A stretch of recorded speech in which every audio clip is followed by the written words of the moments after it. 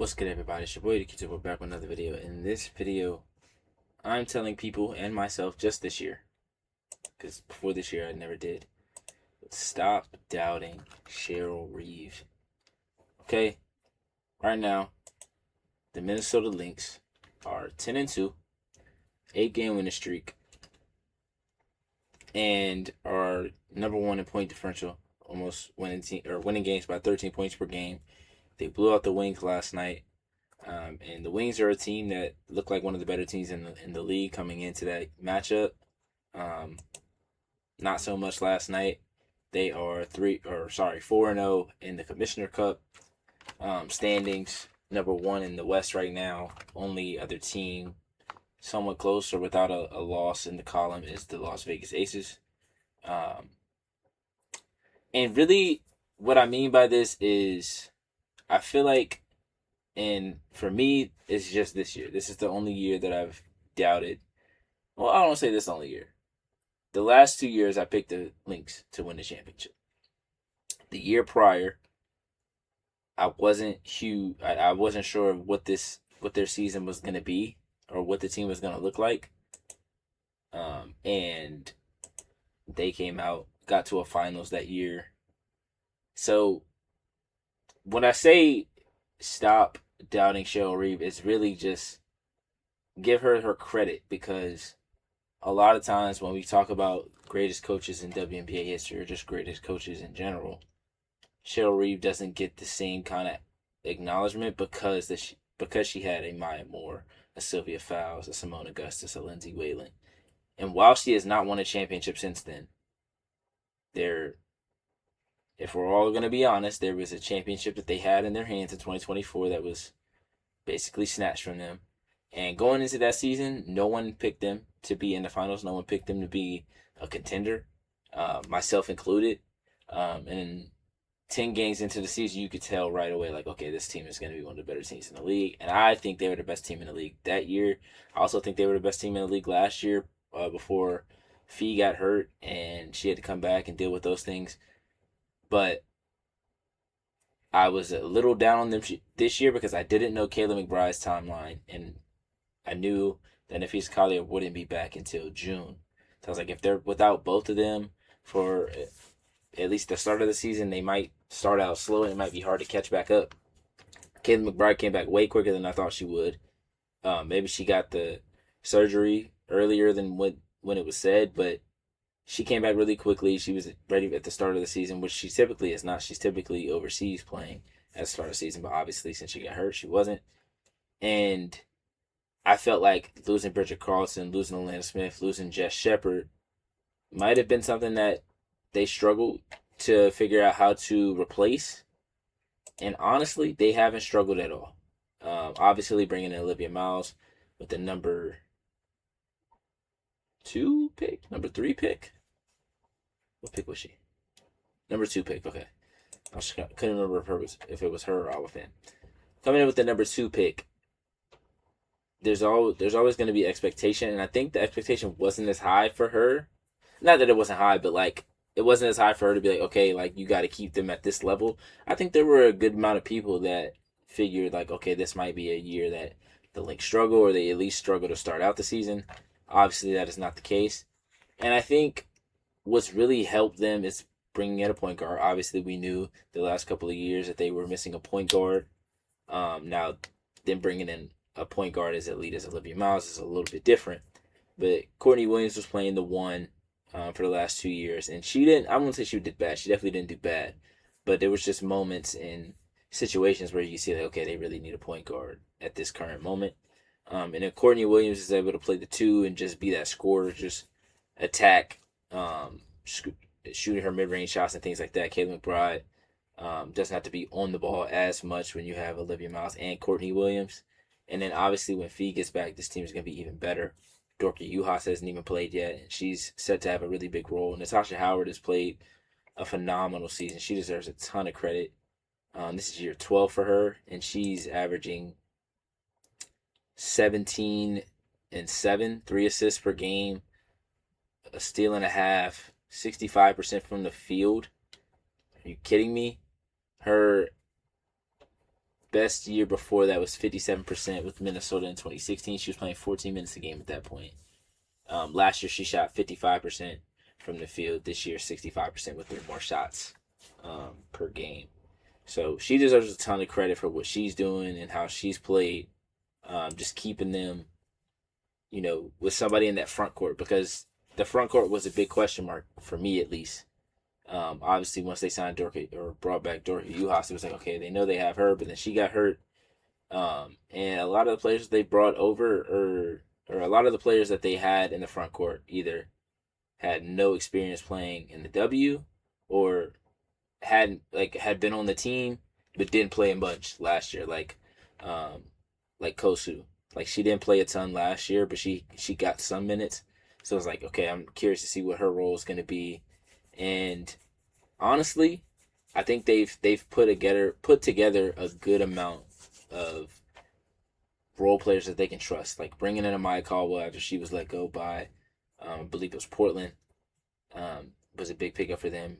Bringing in Nia Coffey has looked to be a phenomenal move for them as well. She's averaging 8 points a game, 48% from the field, 41% from 3. And another thing that has to be said about Cheryl Reeve is, good lordy, she gets the best out of every player. Like, every player that plays on her roster, she gets the best out of them. Bridget Carlton had phenomenal seasons. Alana Smith was in and out of the league, basically out of the league when she got picked up and turned into a co-defensive player of the year last year. So I think not only does she deserve credit for being the leader and being able to win as often as she does, she deserves credit for being able to put teams together that may not be like the most talented on paper. Like if you looked at this team on paper,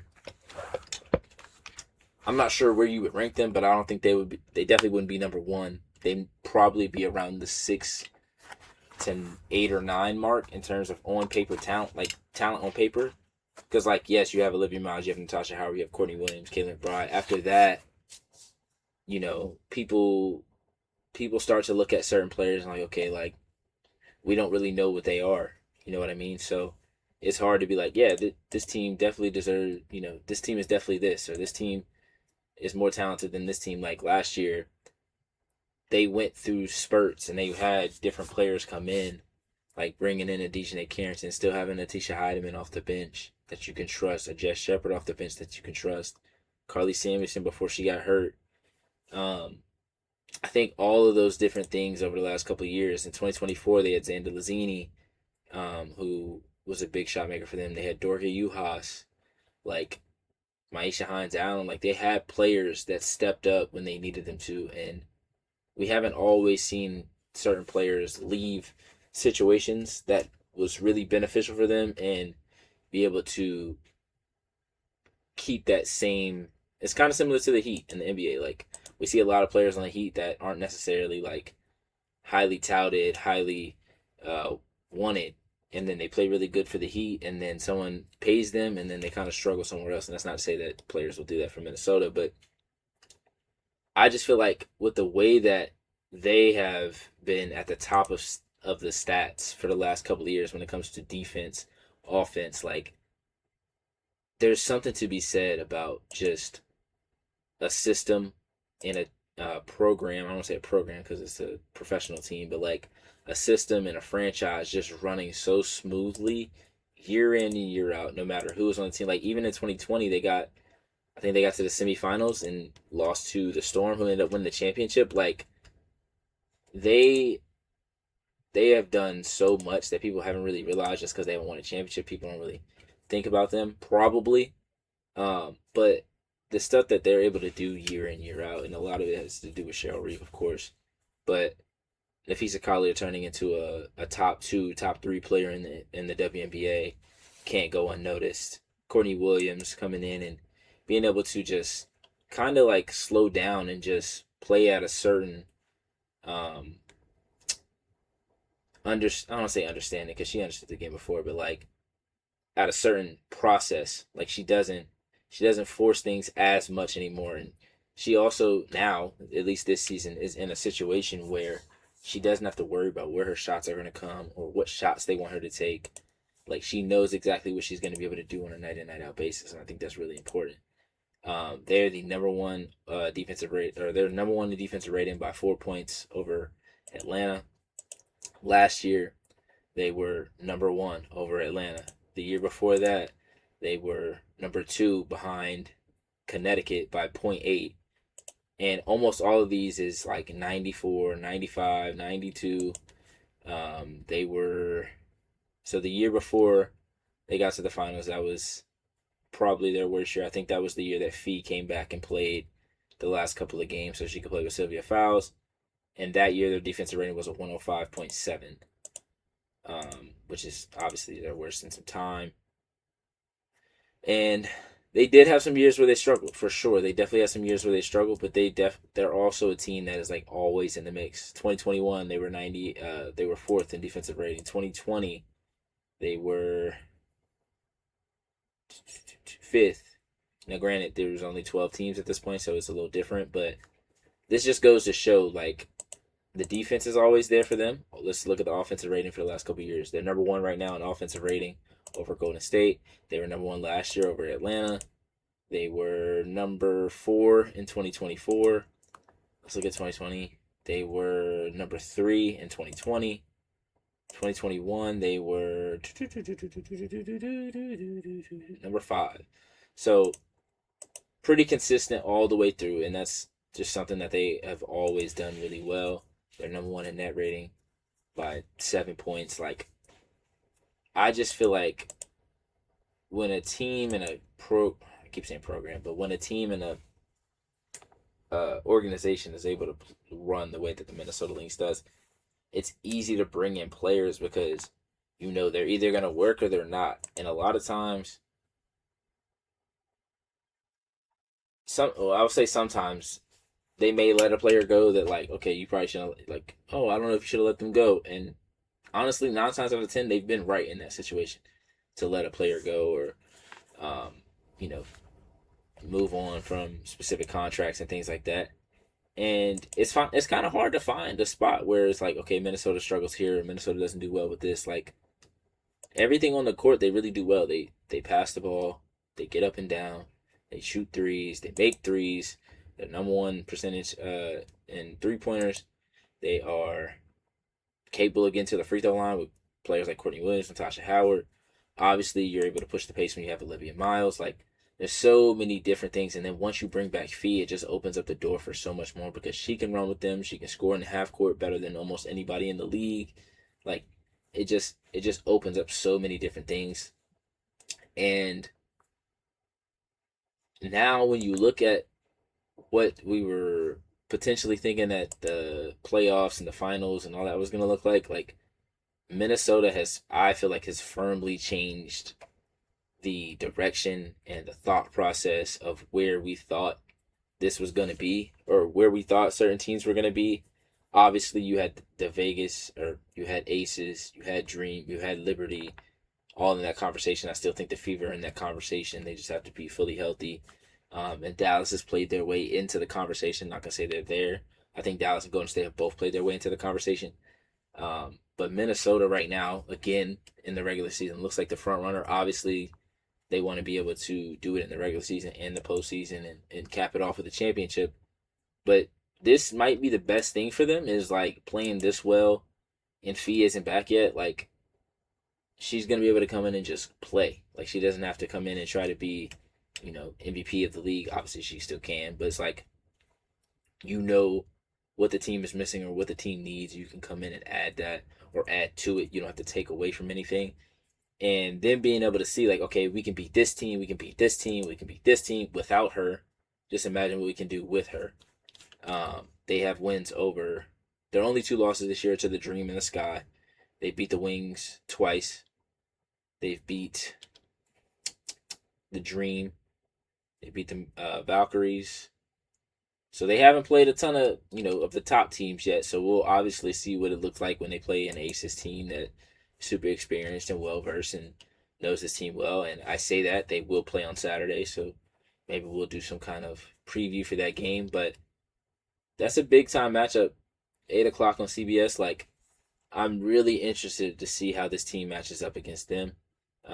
This was a game or a series that we thought we might get last year. Obviously, the injury kind of uh, threw a wrench in that, but they don't have a ton of okay, I could see them losing this game. Like they play Vegas, then they play Portland, Los Angeles. I don't think Los Angeles plays enough defense. Obviously, they could get hot and have a great night offensively and win, but I think Vegas, Golden State, over this next month or so, I think Dallas at a certain point is gonna have to just they're gonna have to figure it out and they're gonna have to play better. And then you have New York first game in July. So by July 3rd, well, I guess July 4th. By July 4th, we'll have some more answers about this team and how good they are. Because right now they've beaten Phoenix multiple times, Chicago multiple times, Chicago 3 times actually. Well, no, they lost Chicago once. Sorry, they've played Chicago 3 times. They've played Seattle just once. So it'll be interesting to see how that goes. Obviously, they have played Atlanta twice, so they still have a mix, and it's only 12 games into the season. So obviously, you got to play um, a lot. You got to play different teams, and you're gonna only have so much of a sample size in 12 games. But I just want to give them their flowers, especially with the way that Olivia Miles is playing. She's firmly in the conversation for Rookie of the Year, or not Rookie of the Year. She's the Rookie of the Year right now. MVP is what I meant to say. If Olivia Miles wins MVP, she'd be the first rookie to do that since Candace Parker. And honestly, I don't know if anybody can argue against it right now. I know Asia Wilson is playing phenomenal basketball, but a rookie coming in and playing at this level, and outside of the 3-point shot, she's been super efficient. She's not turning the ball over too much. Obviously, she's got the ball in her hands a lot, and she makes a lot of risky, flashy passes. So there's going to be some turnovers there, but a 2 to 1 assist to turnover ratio isn't too bad. She's averaging 6 assists and 3 turnovers. Obviously, you want to cut down the turnovers, but the way that she's able to move the ball, the way she's able to get everybody involved, like they have 3 players averaging 17 points a game right now. Kayla McBride is starting to get it going. She had a really good night last night. So Olivia Miles deserves a ton of credit. Not saying that she's going to win MVP, but she's definitely going to be on an all WNBA team. I know a lot of people are like, force her left.